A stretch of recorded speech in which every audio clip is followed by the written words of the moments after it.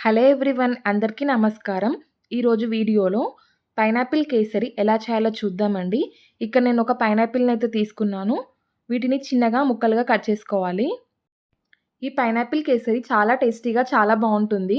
ఇప్పుడు మనం ఒక పాన్ తీసుకొని అందులో మనం 1 స్పూన్ వరకు నెయ్యిని వేసుకొని డ్రై ఫ్రూట్స్‌ని చక్కగా ఫ్రై చేసేసుకోవాలి.